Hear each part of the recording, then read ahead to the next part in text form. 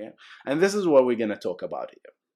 There are two types of load balancer. Layer 4 load balancer, and we talked about layer 4, where we only know the IP and the port, okay? That's what you need to know. At layer 4, these are the two pieces that you know. You don't know the data. You know there is a data, it's a part of the data segment, but you can't dare and look at it because it doesn't make any sense to do that. Sometimes it is encrypted using TLS, sometimes it is scrambled, sometimes it's compressed, so it doesn't really make any sense to look at the data through the TCP layer, okay? So we don't do that at all. Okay, but essentially what you do is a layer 4 load balancer looks at the IP address and sometimes the port if you want to, and makes a decision based on that. Okay, so let's make a request. Let's say it's a very simple TCP request, and it's coming from, it goes to the it goes to this load balancer, the reverse proxy. So there is one connection that has just established here, and what it does is, okay, it says, okay, I am going to you, sir. Okay, this is coming from me. This is the IP address, and this is the data. And this load balancer looks at that thing only, okay?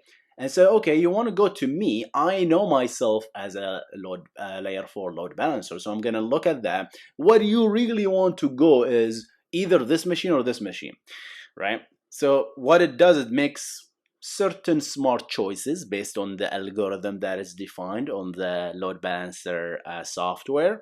There is round robin, which means one by one, it will just round robin through the request. There is another algorithm called least connection. There's other algorithm as well. But essentially, picks a server, could be randomly, it could be round robin, and literally change the IP address underneath the target to that IP address.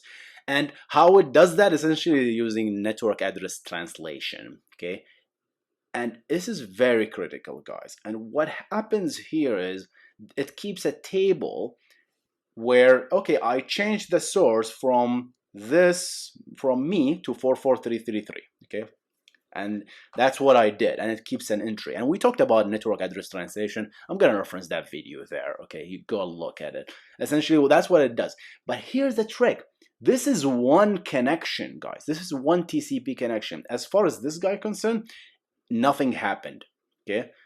It didn't know that it was forwarded to that. And that's why it's called reverse proxy, because the client doesn't know which server it was connected to, right? Whereas the proxy, the server doesn't know which client it is coming from, okay? So that's the difference between a reverse proxy and a proxy in a nutshell, okay? Some people can disagree with that. We can talk about it because there are some proxies add headers that tells the server which client originated that request. But in a nutshell, at that level, at layer 4, you don't know, okay? Layer 7, might be. All right, so that's essentially what happens, right? Take the request, boom, goes to that thing, and that's it, okay?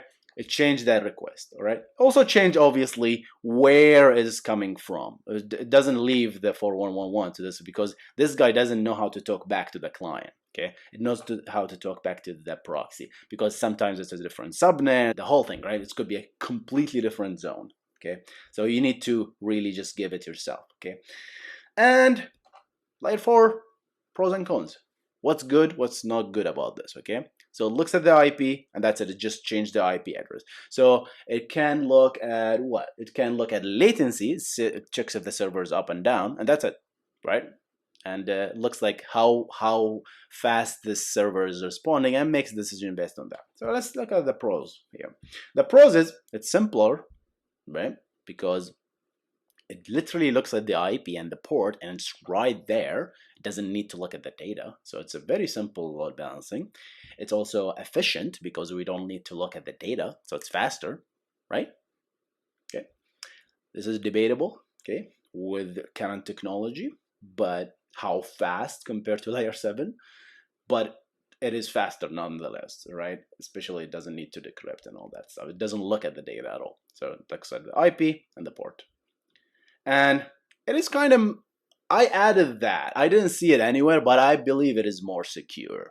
And the reason for my belief that is this, it's more secure is layer 7, we're gonna come to that. Layer 7 needs to look at the data, so it actually, if it's HTTPS, it needs to decrypt it, so it needs to have the certificate. So if the load balancer got compromised, right, all the data is essentially available for the hacker. But if the load balancer, layer 4 load balancer, got compromised, nobody can can gain anything out of it, okay, because it's still just packets that are encrypted. Even the load balancer doesn't know what's in content of this data, right? So that's, to me, more balancer. It's more secure. You can disagree with that. Leave it in the comment. I would love you have to have a debate and talk about this, because that's where we are. We're a software engineer. We discuss, right? Okay, we cannot just assume everything is just final, right, guys?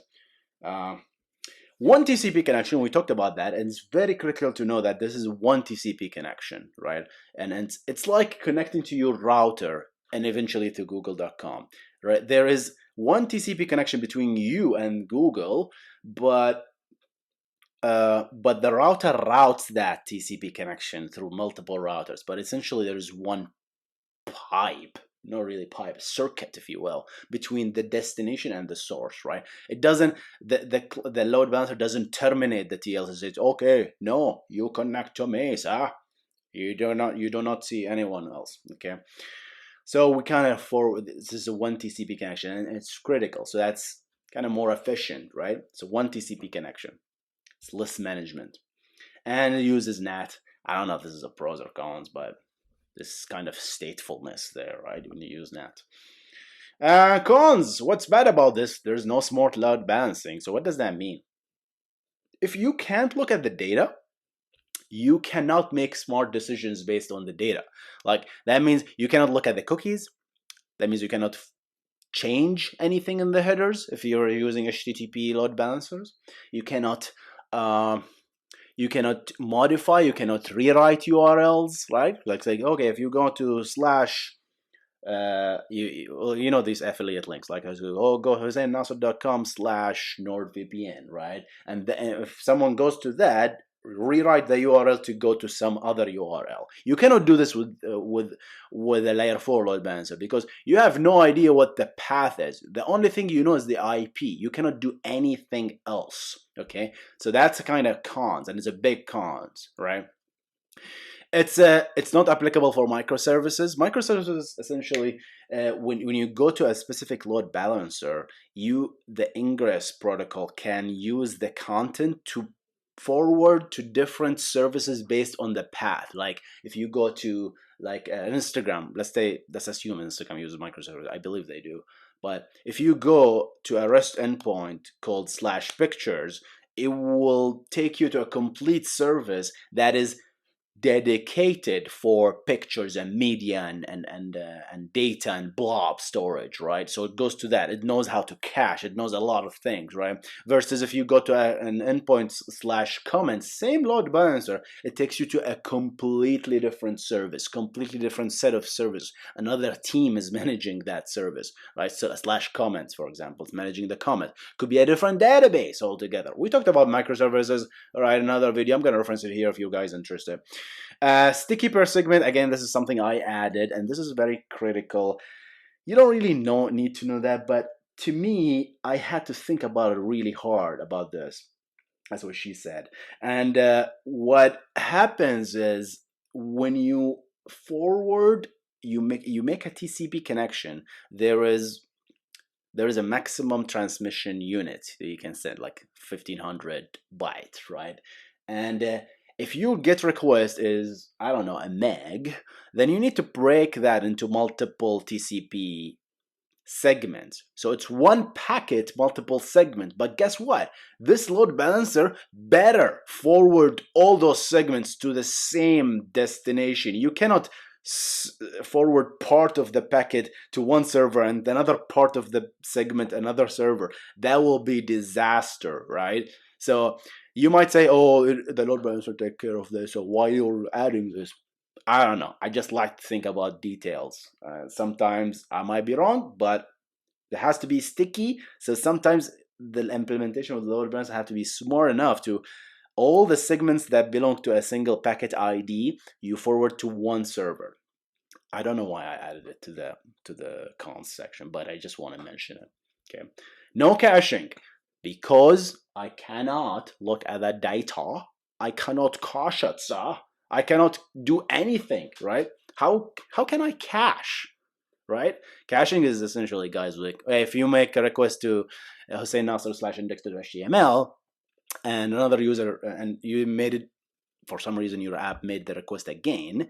I already fetched that. I contacted the backend service. I am gonna cache it at the load balancer level. So, and a lot of CDNs like Cloudflare does that all the time, right? Caching because they're using layer 7. They know what's the content of this. They can actually take that file, copy it somewhere, and look at the data. Hey, you were just requested that file because it's /index.html, which is part of layer 7, right? You need to look at the content.